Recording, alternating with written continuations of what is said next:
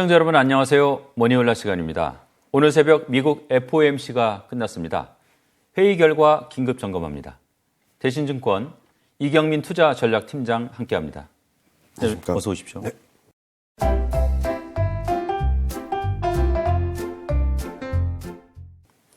(25bp) 0.25% 올렸어요. 이 수치는 뭐 예상대로인 거죠?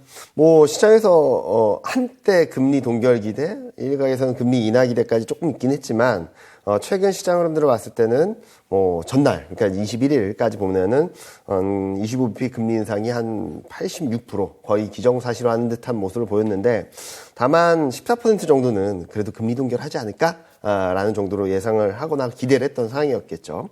뭐 SVB 사태, 그러니까 실리콘밸리뱅크 파산으로 인해서 여기다 크레딧 스위스 위기가 들어오면서 많은 분들이 또 일각에서는 금리 인하 가능성을 굉장히 열어놨던 모습이었거든요.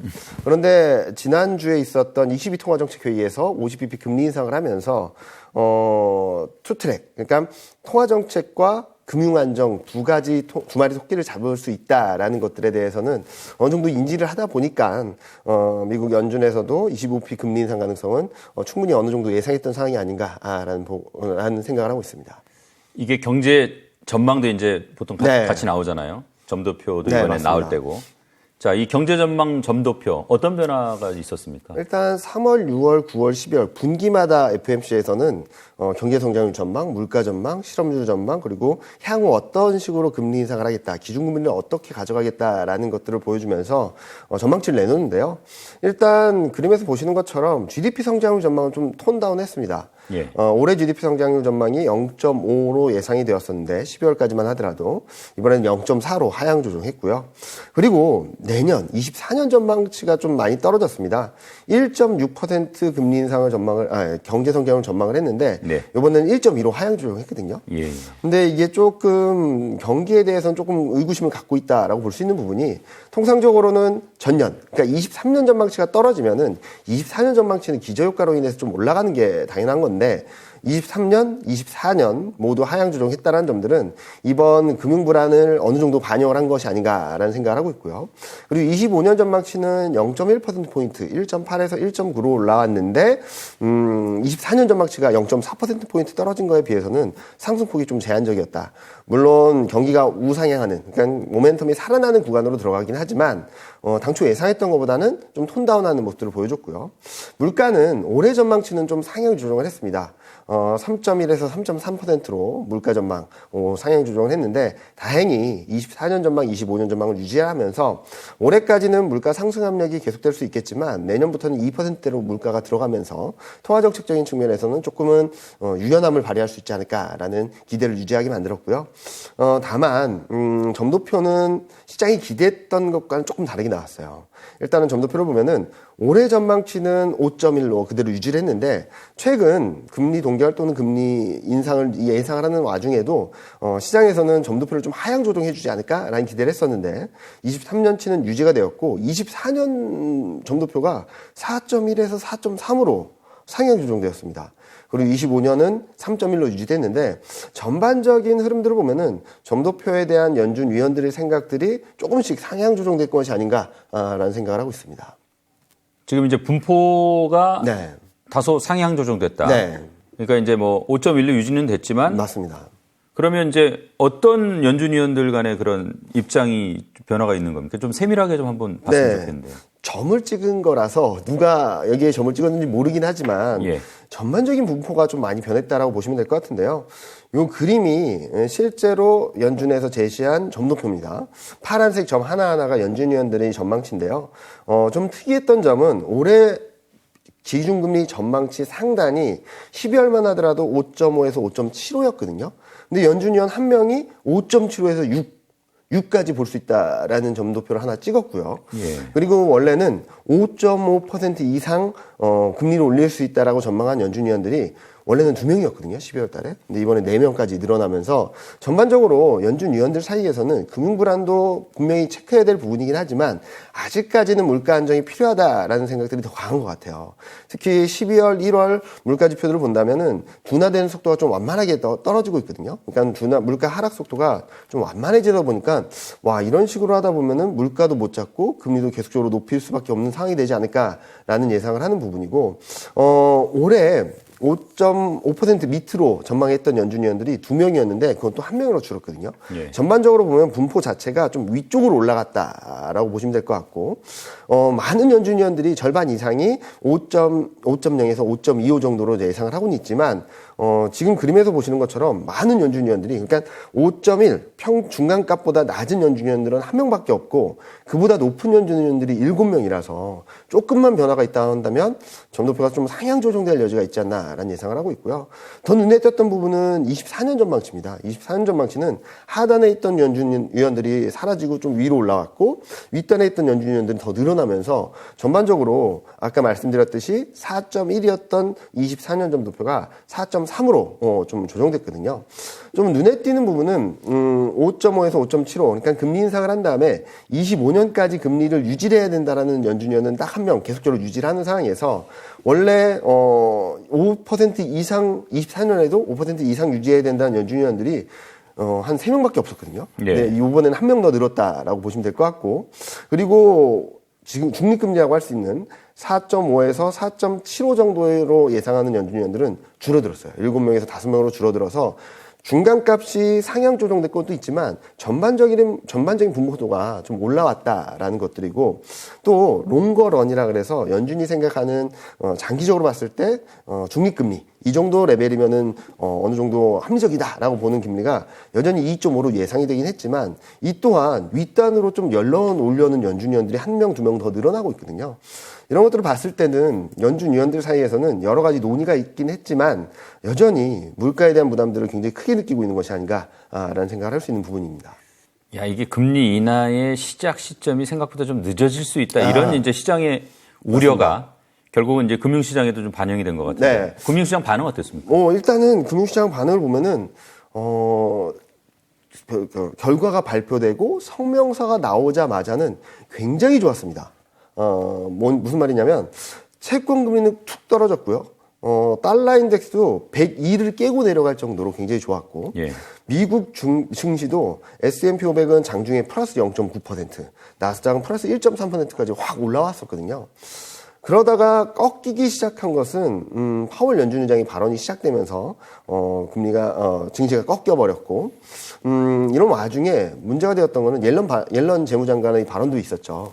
파월 연준 의장은 지금 금융불안 그리고 SVB 사태는 일각에 불과하고 금융 시스템은 안정적이다. 우리는 모든 조치를 할 수 있다라는 발언을 했는데, 옐런 재무장관은 아직까지 전부 다 보호해줄 만한 방안은 고려하지 않고 있다는 발언을 하면서 이게 뭐지? 그러니까 파월 연준 의장은 굉장히 모든 조치를 대응하고 있다라고 했는데, 제넷 옐런 재무장관은 그 정도까지는 아니다라는 시그널을 주면서 시장이 굉장히 불안정했거든요. 그래서 그 이후의 흐름들은 금융시장이 굉장히 엇갈렸습니다. 무슨 말이냐면 채권 금리가 반등, 그러니까 하락폭에서 조금 올라오긴 했는데 하락폭을 줄이지 못했고요. 달러는 102를 회복하긴 했지만 낙폭에서 일정 부분 올라오는데 그쳤고, 주식시장은 그동안 기대했던 것들이 실망감으로 전환된 것도 있었고, 여기다 옐런 재무장관의 발언들이 있다 보니까 플러스 1%대였던 나스닥이 마이너스 1.3%, 그러니까 2.6%포인트가 급락을 했고요. S&P 500도 플러스 0.9까지 갔던 게 마이너스 1.6%, 여기서도 마이너스 2.6% 정도가 레벨 다운되는 모습들을 보여주면서 금융시장 전반적으로는 금융불안이 아직 남아있고 경기도 좀 불안한데 기대했던 것은 실망감으로 바뀌는 이런 복합적인 요인들이 나왔다라고 생각할 수 있겠거든요. 그래서 지금 이 그림, 그러니까 오늘 새벽에 마감된 금융시장의 흐름만 본다면 굉장히 혼란스럽다. 금융시장마다 서로 다른 해석을 하면서 움직이는데, 결론적으로 말씀을 드린다면 시장이 기대했던 부분들이 실망감으로 바뀌는 과정이 아닌가라는 생각을 하고 있습니다. 이게 연준하고 미국 재무부가 어떻게 보면 좀 역할 분담을 해가지고 이렇게 움직인다는 생각도 좀 들긴 하는데. 맞습니다. 이 파월 연준 의장 기자회견 있었잖아요. 네. 어떤 얘기했습니까? 요번에는, 은행 리스크에 대해서는 많은 투자자들이 불안감들을 확실하게 차단하려는 모습들을 보여줬어요. 그러니까 SVB 파산은 예외적인 사례로 경영권의 심각한 경영 실패 때문이지 시스템의 문제는 아니다. 라는 것들을 계속적으로 말해줬고요. 만약에 은행 시스템 자체가 문제가 생긴다면 어떤 조치든 다 할 수 있다. 그리고 재발하지 않도록 모든 걸 노력하겠다. 라는 것들을 말하면서 초반에는 분위기가 괜찮았거든요. 그러다가 시장이 꺾이기 시작했던 이유는 물가 목표치 2% 달성을 위해서 선택을 하고 있다. 그리고 두 번째로는 여전히 인플레이션 압력은 높고 이번 달에는 그리고 향후 올해 안에는 금리 인하를 예상하지 않고 있다라는 발언을 하면서 시장이 꺾이기 시작했고 거기다 거기다 옐런 재무장관 발언이 가세하면서 낙폭이 커졌던 상황이죠. 그리고 이번에 파월 연준 의장은 2월 달하고 정반대 얘기를 한 것 같거든요.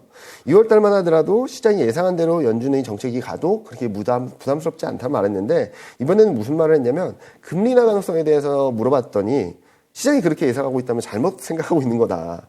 금리 인하는 예상하지 않고 있다. 사실상 올해 안에는 없다. 딱 못 박은. 못을 박았는데 시장에서는 그래도 2월 달에 말해놓고 3월 달에 갑자기 이렇게 바꾸는 거에 대해서는 좀 당황스러웠을 수 있다라는 말씀을 드릴 수 있을 것 같고요. 그리고 또 하나 문제는 옐런 재무장관의 좀 부정적인 발언도 있었지만 파월 연준 의장도 여기에 대한 그러니까 금융 불안, 그러니까 은행기관들에 대한 불안감들에 대해서는 확실한 답을 주지 못했습니다. SVB 사태로 인해서 경제적으로 부정적인 영향을 줄 수 있다라는 말하면서도 지금 현재 시점에서는 그 여파의 범위라든지 경제적 파급력이라든지 이런 것들을 가늠하기는 좀 어렵다, 말하기는 이르다. 향후 좀 더 지켜보겠다라는 스탠스라서 이런 것들이 있어서 결론을 내려준다면, 그러니까 많은 투자자들이 걱정을 하는 것이 어떤 사태가 벌어졌을 때 불확실하다는 게 가장 불안한 거거든요. 이 요인들이 어디까지 갈지, 어디까지 파장이 될지를 불안해하는데 여기에 대해서 확답을 주지 못하고 앞으로 더 지켜보겠다. 다만 경제적으로도 신용정책이 일어날 수도 가능성은 있다라고 얘기를 하면서 시장에서 불안감들을 제어해주기보다는 모두 발언에서는 모든 것을 조치할 것이다라고 말했지만 후반부 가서는 아직까지 가늠하기 어렵다. 라는 뉘앙스를 내비치면서 시장의 불안감들을 좀 자아냈다라고 생각하고 있고요. 또 하나는 마지막에 답을 하면서 금리 인하는 없습니다라는 말로 끝냈거든요. 그러면서 이번에는 확실하게 금리 인하 기대를 차단하고 금융 시스템에 대한 불안감들을 제어하겠다라는 목표를 가지고 나왔을 텐데 옐런 재무장관과 좀 어떻게 보면은 핀트가 좀 안 맞았던 것이 아닌가. 그로 인해서 시장의 불안감들을 증폭시키지 않았나라는 생각을 하고 있습니다. 점도표가 어쨌든 좀 분포가 상향되고 네. 또 이게 사실은 금융이 좀 레질리언스가 있다, 걱정하지 네. 말아라라고 하면서도 네. 또 어떤 걱정이 좀 엿보이고 맞습니다. 그러다 보니까 이제 어쨌든 향후에 기껏해야 금리를 뭐 한 베이비 스텝 한 번 정도 더 네. 하고 이제 정말 끝나는 거 아닌가. 네. 그래서 전반적인 분위기는 여러 가지 이제 뭐 얘기들이 있었지만 전반적인 분위기는 금리 인상은 이제 거의 이제 금리 인상 시기는 저물어 가는 거 아닌가. 이런 생각을 또 한편에서는 하는 것 같은데 맞습니까? 어떻습니까? 뭐 지금 저희 대신증권에서도 추가 금리 인상 한 번 정도는 더 있을 수 있어도 더 금리 인상을 더 지속하기는 어렵다라는 말씀을 드리고 있고 시장 전반적인 예상치도 그렇게 흘러가는 것 같습니다. 다만 시장의 컨센서스가 아직까지 5%를 넘지 못하고 있거든요. 네. 최근 보면은 금리 동결 가능성에 대한 기대감들도 충분히 남아있는 상황이라서 시장이 불안정한데 연준의 스탠스는 아마도 그리고 ECB도 그렇듯이 지금의 조치가 최선의 선택이 아닌가라는 생각을 합니다.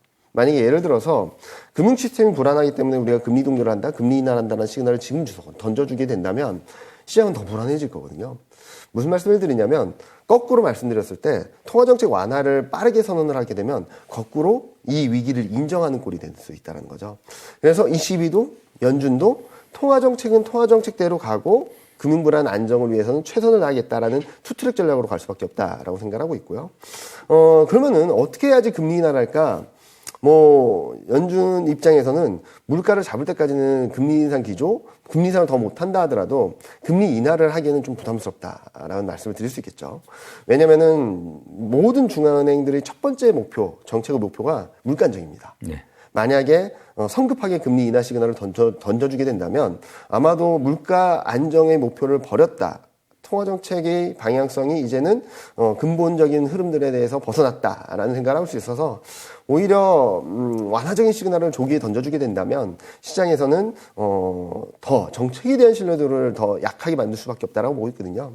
그래서 투트랙 전략으로 가는 가운데 어디에 무게중심을 둘까를 봤을 때는 아직까지는 물가를 두고 있기 때문에 추가 금리 인상 가능성에 대해서는 조심스럽긴 하지만 금리 인하에 대해서는 아직까지도 단호하게 대처를 하고 있다라고 보시면 될 것 같습니다. 연준이 이제 물가랑 싸워왔고 네. 이 금리라는 새로운 적수가 이제 네. 출현을 했고, 자, 이 금융이 물가를 대체하는 뭐 어떤 글로벌 경제의 새로운 골칫거리가 될까요? 아니면 그래도 잘 넘어갈까요? 어떻게 보세요? 일단은 실리콘밸리 뱅크라든지 크레딧 스위스 같은 경우는 굉장히 견실했던 은행이 무너진 게 아니거든요. 네. 취약했던 은행들이 결국에는 꺾였고 파산했고 이제 흡수된 상황이죠. 그렇게 본다면 이로 인해서 파장이 대형은행까지 이어지지만 않는다면 잠시 수면 아래로 가라앉을 수는 있다라고 생각을 하고 있습니다. 쉽게 말씀드리면 부도 위기가 있는 코스피 한 200, 250 종목, 200위, 250위 되는 종목이 파산을 한다 그래서 코스피 전체가 무너지는 그림은 아닐 거거든요. 예를 들어서 이 200위, 250위 종목이 파산을 했다 그래서 100위, 52 종목들까지 영향을 미친다라고 한다면 코스피가 굉장히 불안정해지겠죠. 그것만 아니라면 일단은 이쪽의 문제, 한 기업의 문제로 좀 묻히면서 어느 정도 해결되는 과정으로 들어갈 수 있다라고 생각하고 있고, 연준이나 재무부 같은 경우도 이 사태가 확산되는 경우를 좀 막으려고 발빠르게 조치했다라고 생각하고 있습니다. 다만 시청하시는 분들과 마찬가지로 양적 완화는 아닙니다. 좀 여러 얘기들이 있더라고요. 지난 한 주 동안에만 2,570억이 연준 자산이 늘었어요. 그걸 보고 일각에서는 QE다. 양적 완화를 다시 시작했다라고 하시는데 그건 절대 아닙니다. 연준은 여전히 QT를 하고 있고요. 네. 지난주에도 연준이 보유하고 있는 증권은 줄어들었습니다. 팔았다는 거죠. 그리고 그러면 왜 이게 2,570억이 늘었나를 보면은 취약한 은행들의 자금 지원 그리고 대출 창구를 더 열어서 더 많은 대출을 받아갈 수 있게 만들었던 것이지 QE라고 하는 연준이 채권이나 MBS를 사서 시중에 돈을 푸는 행위는 전혀 아니다라는 좀 차별점을 두고 보시면 될 것 같습니다. 이 시장 분위기가 뭐 급격히 바뀌었어요. 네. 긍정적인 분위기로 전환이 될까요? 아니면 뭐 계속 어려울까요? 저는 좀 길게 봤을 때는 기자님께서 말씀하셨던 것처럼 이제 금리 인상 사이클이 정점을 향해 가고 있다라는 시그널 덕분에 이제 2분기가 지나고 4분기로 가면서 시장의 통화 정책에 대한 부담들을 점점 내려놓을 수 있다라고 생각하거든요. 다만 단기적으로는 좀 기대와 현실 간의 조정 과정이 좀 불가피하지 않나는 생각을 하고 있습니다. 연준은 이번에도 분명히 말해줬습니다. 기준금리 5.1, 5.0에서 5.25까지 올릴 수 있고, 그리고 상황에 따라서 추가적인 금리 인상 가능성도 열려 있고, 금리 인하는 없다라는 걸 명확히 말해줬음에도 불구하고 지금 시장은 금리 인하를 기대하고 있거든요. 연말까지 한 80bp 정도는 금리 인하를 기대하고 있는 상황이죠. 그래서 연준의 스탠스와 시장의 기대 간의 괴리를 좁히는 과정이 불가피한데, 여기서 또 다른 문제는 한때 노 랜딩, 금리를 이만큼 올렸음에도 불구하고 경기는 괜찮다라는 기대 심리가 내렸다는 거죠. 네. 실리콘밸리뱅크 사태로 인해서 크레딧 스위스 위기로 인해서 시장에서는 이 정도 금리를 올리면 부작용이 들어오겠구나라는 인지를 하고 있다라고 생각합니다. 그렇게 봤을 때 최근까지 금리 인하할 수 있다. 그 뒤에는 노랜딩에 대한 기대들이 많이 후퇴할 수 있다라고 생각하거든요. 이런 과정이 나타나게 된다면 아마도 경제 지표가 좋아도 시장이 불안정해지고 경제 지표가 나빠도 불안정한 흐름들을 보이지 않을까라는 예상을 하고 있어요. 일단은 무슨 말씀을 드리냐면 지금 기준금리 전망 자체가 굉장히 낮아져 있거든요. 네. 그렇기 때문에 지금 시점에서 본다면 금리 인하 기대감을 더 강하게 가져가기 어렵습니다. 그로 인해서 경제 지표가 잘 나오게 되면은 우리가 금리 인하 기대를 너무 강하게 했나? 너무 과도한 거 아닌가? 라고 하면서 금리 인하 기대가 좀 후퇴할 수 있다고 보고 있고요. 경제 지표가 못 나오면 또 뭐가 문제냐? 금리 인하 기대를 더 세게 할 수 없는 상황에서 기준금리 인상으로 인한 후폭풍, 거기에 대한 부작용들이 이제부터 본격화되는 거 아닌가? 라는 불안 심리를 가질 수 있거든요. 그래서 쉽게 말씀드리면 12월 FMC 이후에 증시 흐름을 한번 되돌아보시면 좋을 것 같습니다. 12월 FMC 이후에 시장 흐름이 어땠냐면 경제표 잘 나와도 흔들리고 경제지표 못 나와도 흔들리는 기름이 나왔었거든요. 경제지표가 잘 나오면은 금리 인하 기대가 후퇴되고 경제지표가 못 나오면은 금리 인하 기대보다는 경기 불안 심리가 더 커졌던 상황이라서 예. 아마 당분간은 배드 이즈 배드, 굿 이즈 배드 국면이 아마 4월 초중반까지는 조금 더 이어지지 않을까. 라는 생각을 하고 있고 아직까지는 거기에 대한 경계감을 갖고 바라볼 필요가 있다라는 말씀을 드리고 있습니다. 자, 지표가 이게 좋아도 별로고 네. 안 좋아도 별로고 자, 이런 국면을 네. 말씀하셨는데 경기 상황은 어떻습니까? 일단 지금 시장 흐름들은 금리 인하 기대가 너무 과도하다는 점들이 1차적인 문제라고 생각하고 있고요. 네. 경기에 대해서도 노랜딩에 대한 기대까지 들어왔었던 상황을 본다면 경기가 괜찮겠지라는 생각을 하실 수도 있을 것 같아요. 그런데 요 지금 보여드리는 GDP 성장률 전망치를 보면은 미국이 22년 GDP 성장률이 2.0이었는데 지금 블룸버그 기준으로 0.8입니다. 연준은 0.4를 제시했죠. 그리고 유럽, 독일, 프랑스 이런 나라들 선진국 전반적으로 보면은 거의 0%대 수준에서의 GDP 성장률이 형성되고 있습니다. 예. 그 말은 무슨 말이냐면 작년 대비 성장 동력이 굉장히 크게 둔화되는데 그럼 왜 노랜딩 기대까지 들어왔냐? 우려했던 것보다 좀 낮다라는 것 때문에 시장의 기대감이 너무 과했다라고 볼 수 있겠죠. 특히 이번에 SVB 사태라든지 크레딧 스위스 위기라든지 그리고 최근 나오는 경제 지표들을 봤을 때 상반기 정도까지 1분기, 2분기 정도까지는 시장이 경기가 그렇게 급격히 나빠지질 않겠지만 하반기 불확실성이 여전히 남아있다. 라고 보시는 게 맞을 것 같고요. 그리고 최근 실물 지표들을 한번 보시면은 위에 보이시는 그림이 1월 소매 판매인데요. 예. 소매 판매가 마이너스 반전했습니다. 그리고 전년 대비 증가율을 봤을 때는 4%대로 떨어졌거든요. 물가를 감안해서 본다면 실질적으로 마이너스권으로 들어가는 것이 아닌가라는 생각을 할 수 있겠고요. 그리고 산업 생산은 마이너스 반전을 했습니다. 그러니까 제조업 경기는 점점 더 나빠지고 있다라는 시그널로 볼 수 있겠죠. 소비는 아직 플러스권에서 빠르게 둔화되고 있다라고 할 수 있겠는데 가장 안 좋은 시그널은 지금 제조업 쪽에서 문제가 생기고 있다라는 것들을 보여주고 있습니다. 그리고 또 하나 보실 것은 지금 현재 시점에서 이런 흐름들이 계속적으로 이어지게 된다면 경기가 살아난다라기보다는 걱정했던 것보다 좀 낮긴 하지만 특히 가장 후행 지표라고 할 수 있는 고용 지표 그리고 이번 경기 사이클에서 후행적으로 회복되기 시작한 서비스업 지표가 좋다라고 해서 경제 전체가 살아나고 있다라고 말하기에는 어렵다. 오히려 하반기에는 경기가 좀 더 안 좋아질 가능성을 좀 열어놓고 경계감을 갖고 바라봐야 되지 않을까라는 예상을 하고 있습니다. 알겠습니다. 이제 금리 인상 사이클 한 번 또는 많아봐야 2번 정도 남아있고 이제 정점을 향해 가고 있습니다.